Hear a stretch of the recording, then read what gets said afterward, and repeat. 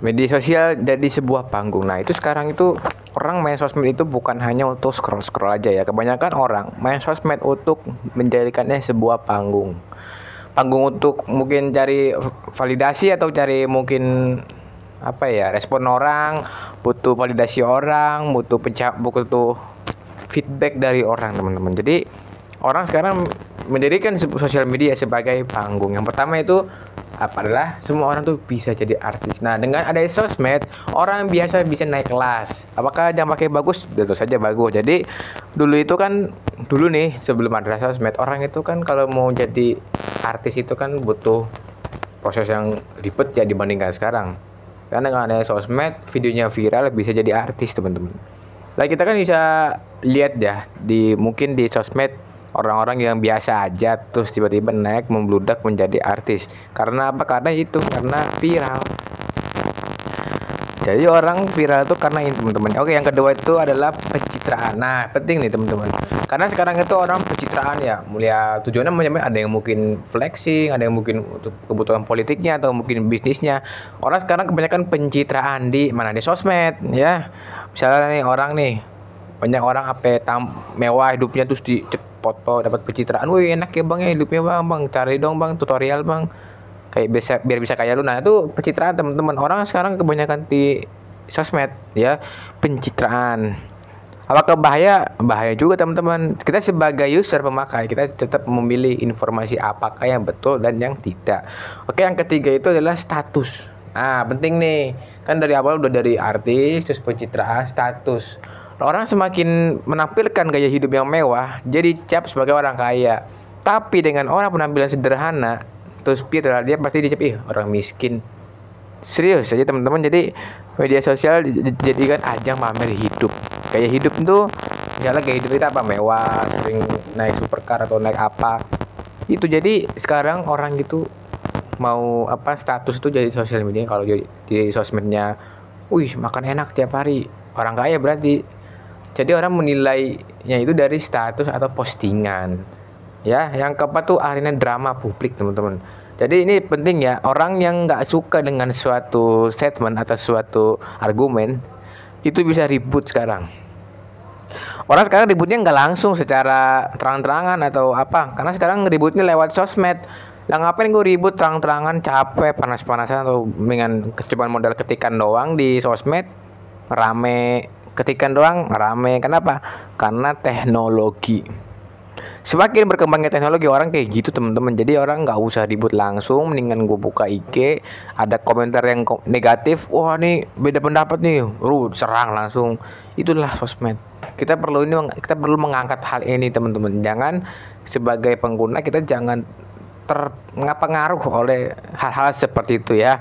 Nah, ini yang selanjutnya adalah tidak ada privasi. Orang sekarang kan apa-apa di share. Jadi nggak ada privasi, teman-teman. Nggak ada privasi kayak hidup ini gimana sih, hal-hal yang mungkin dulu sebelum adanya sosmed dianggap privasi, sekarang disebar, diposting di sosmed, diposting di Instagram, diposting di TikTok. Kenapa? Karena itu budaya. Jadi sekarang itu orang posting itu dijadikan sebagai sebuah budaya atau kebiasaan baru. Ini bahaya tentu saja. Jadi orang jadi nggak punya privasi, nggak punya tempat sendiri. Jadi semua identitas yang privasi orang jadi tahu, teman-teman. Kenapa? Karena ada sosmed. Nah, jadi teman-teman yang mungkin sebagai penggunanya dibatasin ya, apa yang boleh di-share, apa yang tidak boleh di-share. Karena tidak semua hal itu bisa kita share, kita bagikan ke orang lain, teman-teman. Karena itu merupakan sebuah privasi kita ya. Yang selanjutnya adalah mendorong kompetisi tidak sehat, teman-teman ya. Misalnya ada orang nih berlomba-lomba tampil keren dan muncul tekanan sosial baru dan dia merasa tertinggal. Ini penting sekali, teman-teman. Karena gini, gue tuh saranin ke teman-teman kalau baru bangun tidur jangan buka sosmed. Karena sekarang sosmed bener-bener dah, sosial media terutama TikTok dan Instagram itu kontennya orang flexing semua, kebanyakannya orang flexing, orang pamer pencapaian, orang pamer kesuksesan. Apakah boleh semuanya? Ya boleh. Tapi kalau kita bangun tidur langsung nonton kayak gitu, mungkin kita merasa bahwasannya kok hidup gue gini-gini aja ya, hidup gue kok kayak nge-stuck gitu. Dan jadi stres. Kebanyakan orang sekarang itu buka sosmed, kebanyakan nonton konten flexing, stres. Ya kalau dia nganggapnya itu sebuah positif nih, misalnya nih nonton orang flexing, oh dia sukses ya, gue gimana ya biar bisa kayak dia. Nah itu nggak masalah. Tapi kalau orang sekarang kebanyakannya nonton video-video flexing, terus tiba-tiba dia stres.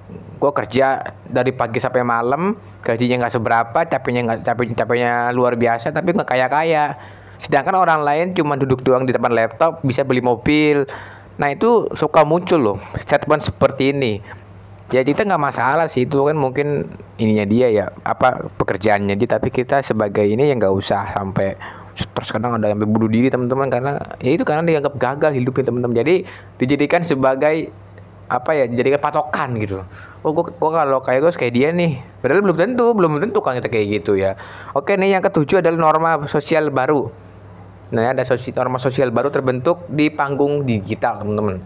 Misalnya ini perilaku yang tabu, misalnya pamer berlebihan atau menghina orang nih. Jadi hal yang biasa aja. Karena ya udah viral, karena kesalahan itu bisa jadi betul kalau viral. Sekarang tuh kayak gitu, teman-teman. Orang nih ngasih tutorial tapi salah, sesat. Karena videonya viral jadi benar. Nah ini perlu kita koreksi teman-teman, perlu kita kaji bahwasannya sosial media itu belum tentu benar dan yang salah belum tentu salah. Jadi kita harus telusuri dulu bagaimana ini dampaknya, bagaimana ini sistemnya bekerja. Kita harus tahu teman-teman, jangan langsung menilai statement orang gitu teman-teman ya.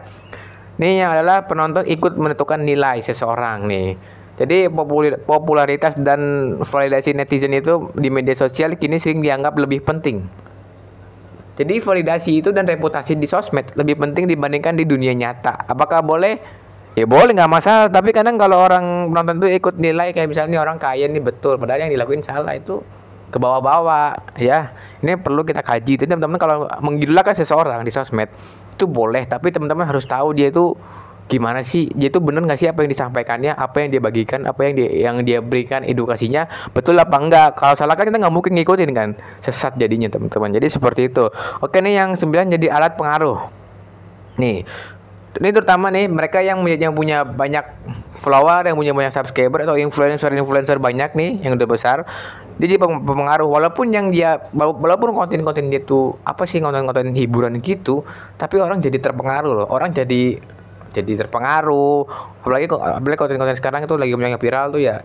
Jadi terpengaruh. Jadi sekarang konten itu mempengaruhi pikiran orang lain. Kalau dulu kan buku mempengaruhi pikiran orang lain. Sekarang itu konten mempengaruhi pola pikir seseorang.